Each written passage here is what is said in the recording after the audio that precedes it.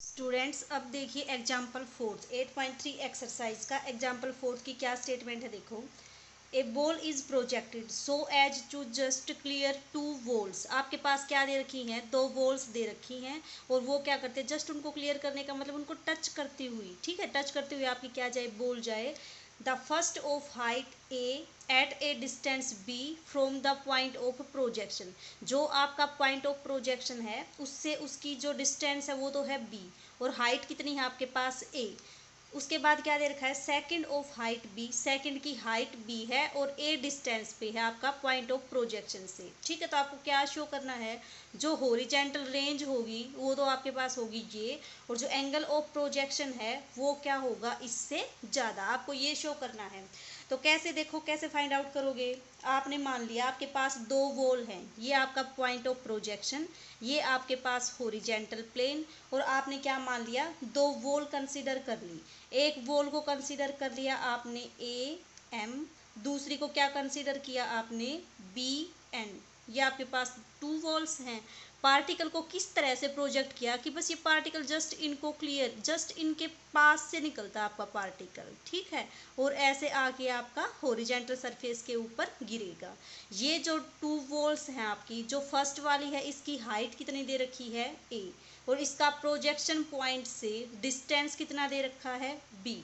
तो इसका मतलब इसका एक्स कोऑर्डिनेट तो इस पॉइंट का कितना हो जाएगा बी, वाई कोऑर्डिनेट कितना हो जाएगा ए। तो ए के कोऑर्डिनेट क्या आ गए आपके पास, बी ए, ठीक है। उसके बाद है आपके पास ये वाली वॉल, इस वॉल का जो डिस्टेंस दे रखा है वो तो दे रखा है इसने ए, और हाइट कितनी दे रखी है बी। तो बी के कोऑर्डिनेट कितने हो जाएंगे आपके पास, ए बी। अब देखो आपने क्या नोटिस किया, जो आपके ए और बी पॉइंट हैं वो कहाँ पे लाई करेंगे, आपके पास जो इसका पाथ है उसके ऊपर लाई करेंगे। और पाथ की इक्वेशन क्या होती है आपके पास, वही y is equal to x tangent alpha minus 1/2 g x square upon u square cos square alpha. अब अगर ये दोनों पॉइंट इसके ऊपर लाई करेंगे तो इसको क्या करेंगे, सेटिस्फाई करेंगे, करा दो सेटिस्फाई। फर्स्ट के लिए क्या आ जाएगा आपके पास, ये आपके पास आएगा a is equal to b tangent alpha minus 1/2 g b square, b है एक्स, वाई कितना है a, upon u square cos square alpha. ये तो आपके पास इक्वेशन आ गई 1। जब बी पॉइंट इसको सेटिस्फाई करेगा तो बी पॉइंट के लिए क्या आ जाएगा आपके पास, b is equal to a tangent alpha minus 1/2, और ये क्या बन जाएगा आपके पास, g a square upon u square cos square alpha. ये आपके पास आ गई इक्वेशन नंबर 2। अब इन दोनों इक्वेशन का यूज करके आप एक तो हॉरिजॉन्टल रेंज फाइंड आउट करोगे, दूसरा क्या फाइंड आउट करोगे, इसका जो एंगल ऑफ प्रोजेक्शन है वो। तो देखो हॉरिजॉन्टल रेंज का क्या फॉर्मूला होता है आपके पास, 2 square sine alpha cos alpha by g. इसमें कहीं भी आपका टेंजेंट नहीं है, ठीक है, टेंजेंट नहीं, सिर्फ साइन कोस और यू की टर्म है और जी की टर्म। तो क्या करो आप, जो भी आपको हॉरिजॉन्टल रेंज फाइंड आउट करनी है उसकी वैल्यू है आपके पास इतनी शो करनी है। तो आप क्या करो, इसको तो मल्टीप्लाई कर दो आप बी से, इसको मल्टीप्लाई कर दो आप ए से, तो आपके पास क्या हो जाएगा, एक रिजल्ट आएगा। यहीं से हम हॉरिजॉन्टल रेंज निकालेंगे। कैसे निकालोगे, देखो, जब इसको आप b से मल्टीप्लाई करोगे, इसको a से मल्टीप्लाई करोगे और सब्ट्रैक्ट करोगे तो ये साइड तो आपके पास जीरो हो जाएगी। तो जीरो इज इक्वल टू ये क्या बन जाएगा, बी स्केयर, और ये क्या बन जाएगा minus a square. Tangent alpha को ले लिया आपने कॉमन, माइनस 1/2 जी भी common, you square sine square alpha भी कॉमन, कितना आ जाएगा आपके पास, साइन स्क्वायर अल्फा भी कॉमन। तो ये तो क्या बन जाएगा आपके पास बी क्यूब, ये क्या बन जाएगा ए क्यूब, यानी कि बी क्यूब माइनस ए क्यूब। अब क्या करो, एलसीएम ले दो, कितना आ जाएगा आपके पास, ये आपके पास आएगा 2u square b square minus a square sine tangent alpha, ठीक है। एक टेंजेंट अल्फा को क्या लिख सकते हो आप, sine alpha by cos alpha, ठीक है।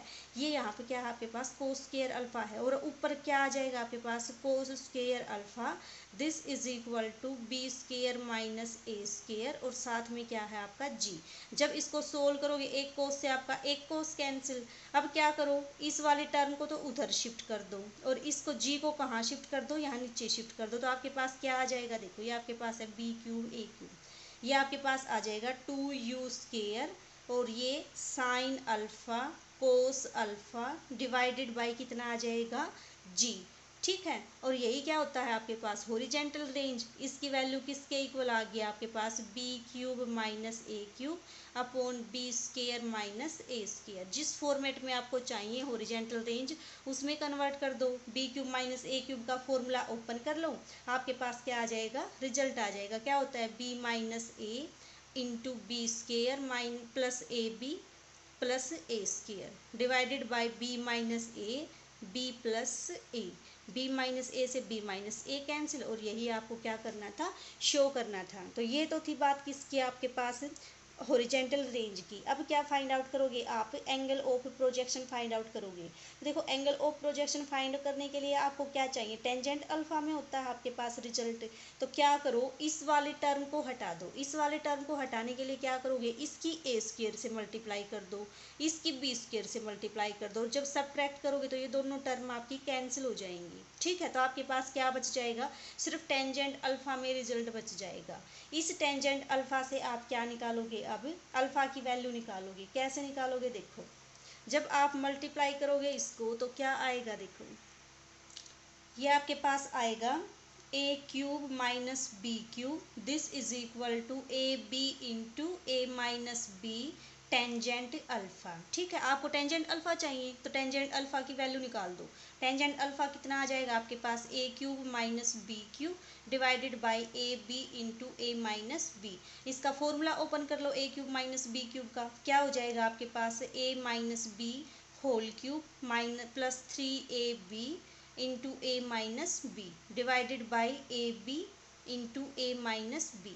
अलग अलग पुट कर दो दोनों को, कितना आ जाएगा आपके पास, जब इसको आप सोल्व करोगे तो आपके पास ये आएगा 3 plus a minus b whole square by a b. ठीक है, अब देखो a माइनस बी का होल स्क्वायर आपके पास क्या है, पॉजिटिव। ए बी भी क्या है आपके पास, पॉजिटिव। क्यों, क्योंकि डिस्टेंस है तो डिस्टेंस तो आपके पास ऑब्वियस सी बात है पॉजिटिव होगा।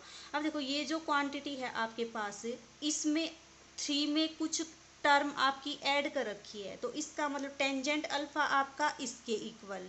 ठीक है, टेंजेंट अल्फा इसके इक्वल, और ये क्वांटिटी क्या है आपके पास 3 से ग्रेटर है। तो अगर इस क्वांटिटी को आप स्किप करते हो तो आपके पास क्या आ जाएगा, जो टेंजेंट अल्फा होगा वो क्या आ जाएगा, ग्रेटर देन 3।